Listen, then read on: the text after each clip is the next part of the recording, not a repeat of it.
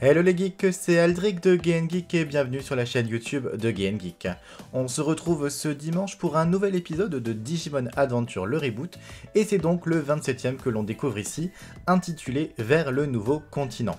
Sans surprise, on se dirige donc vers de nouvelles aventures et un nouvel arc, mais ça ne pouvait pas se faire sans de nouvelles péripéties.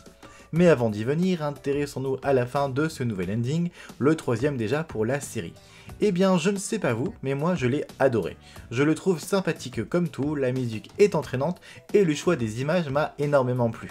A l'inverse du premier ending centré sur Yamato et un second un peu plus enfantin d'un point de vue de Takeru, celui-ci met en avant de manière égalitaire chacun des enfants élus et son partenaire Digimon. Particularité, il se trouve ici dans le monde réel, dans Tokyo, sans doute en période hivernale au vu des vêtements utilisés. Je ne pense pas que cela nous spoil une potentielle suite, quoique j'aime beaucoup ces styles de vêtements et j'ai évidemment adoré la petite partie en animation de Mimi et Palmon qui dansent, car oui, finalement, contrairement aux autres personnages, elles ont le droit à un léger petit plus dans cet ending. Bref, j'ai adoré et vous, dites-moi tout dans les commentaires. Avant de débriefer l'épisode, sachez que sur la page Facebook de GameGeek, il y a actuellement un concours jusqu'au 18 décembre pour vous faire gagner un exemplaire du jeu Cyberpunk 2077 sur la console de votre choix. N'hésitez donc pas à aller y participer. Mais débriefons un peu cet épisode. Eh bien, personnellement, je suis totalement ravi. Tous nos personnages sont réunis, on prend le temps en début d'épisode d'instaurer du dialogue et de la discussion entre tous nos protagonistes, et que ça pouvait manquer ce genre de choses, puis on a le droit à une bonne bataille épique à la Avengers où quasiment tous les personnages prennent part, il y a du Shinka dans tous les sens, du danger, une attaque épique et en groupe. Bref, c'est du bon Digimon à mon sens et un épisode qui me plaît énormément. Si l'on entre dans le détail, que pouvions-nous retenir? Que Joe a toujours le mal de mer et veut se prendre pour le chef, alors que personne ne veut lui donner une crédibilité, même pas son Gomamon.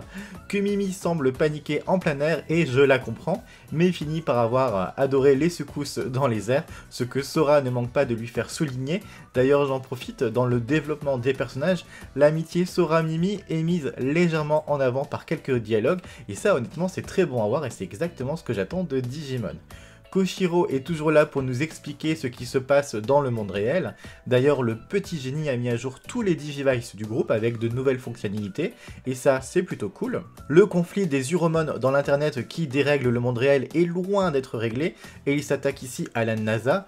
Je vous avoue que c'est quelque chose où j'ai du mal à voir où l'on veut en venir. Depuis le premier épisode, on nous a teasé cette fameuse grosse menace dans le monde réel, ça on le voit, on la combat presque, mais bref, elle est toujours présente et j'imagine qu'on finira par revenir vers tout ce petit monde dans le monde réel pour régler ça une bonne fois pour toutes, mais j'ai quand même l'impression que ça traîne très en longueur. Ikari est donc également présente et d'ailleurs se présente aux autres. C'était rigolo, on sent une légère connexion entre elle et Takeru lors de leur petite présentation. D'ailleurs, Johan me demandait s'ils se connaissaient, je lui ai répondu que de base non, mais que dans la série originale, ils avaient toujours eu un lien très spécifique l'un avec l'autre. D'ailleurs, un lien qui plaît beaucoup aux fans de manière générale. Johan, lui, n'a pas du tout accroché avec Ikari pour l'instant. La faute à un personnage qui a l'air, en première apparence en tout cas, complètement lunaire, peu bavarde, et tout droit sorti d'un rêve. J'ai eu beau lui expliquer que Ikari était spécial et mystique, je crois qu'il lui faudra vraiment beaucoup d'épisodes pour se faire à ce personnage pourtant très apprécié des fans. D'ailleurs, pour en rester avec Johan, lui a toujours eu du mal pour le moment avec le reboot, hein. Il trouve que voilà, ça traîne un petit peu, et chaque fois, tous les dimanches, il traîne du pied pour venir regarder l'épisode avec moi. Il n'arrête pas de me dire, mais pourquoi tu ne continues pas tout seul? Je ne veux pas, je veux vraiment le tenir jusqu'au bout pour aller le plus loin possible.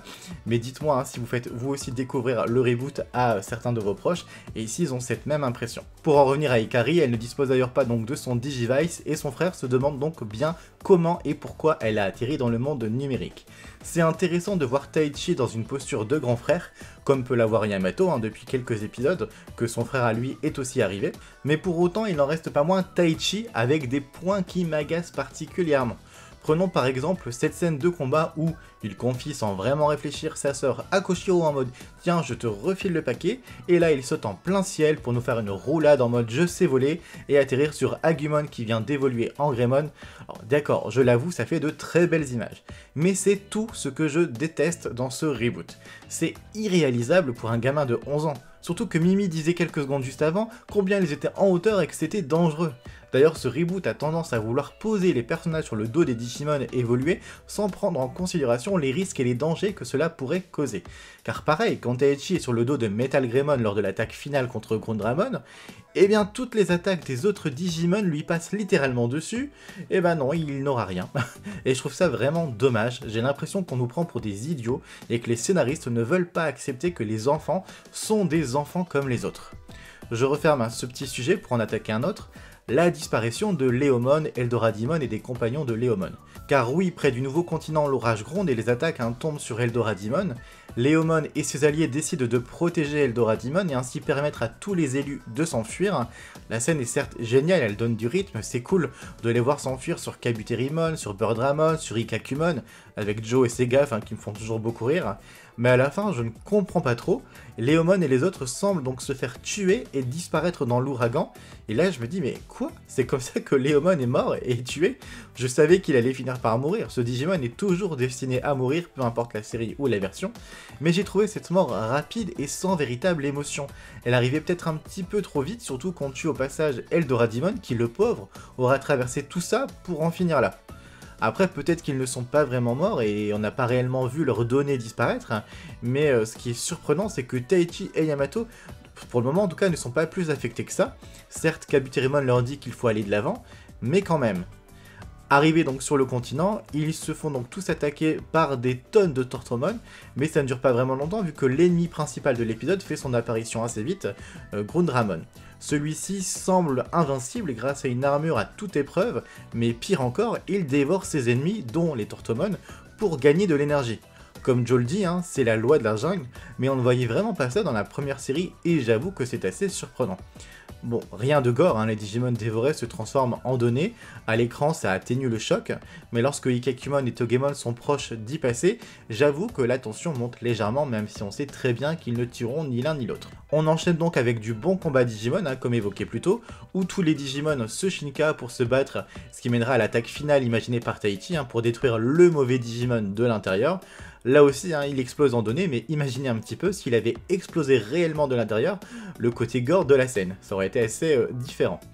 Pas le temps de se reposer qu'une nouvelle menace arrive aussitôt, et là on peut se dire mais quelle idée de vouloir enchaîner comme ça les choses sans jamais vouloir se poser, et c'est donc Dark Knight Mode qui revient sur le devant de la scène, et la surprise, tous les Digimon étant KO, c'est Takelu et Patamon qui se dévouent pour le combattre et ainsi permettre à Angemon de revenir sur le devant de la scène, et on s'arrête là. Globalement l'épisode était donc très bon, et si l'on oublie les quelques points négatifs que j'ai soulevés, j'ai juste très peur pour la semaine prochaine, quand j'entends le narrateur dire dans la preview que les personnages vont encore se retrouver séparés.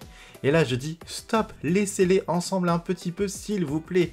C'est d'ailleurs quand ils sont tous réunis qu'on a souvent de très bons épisodes.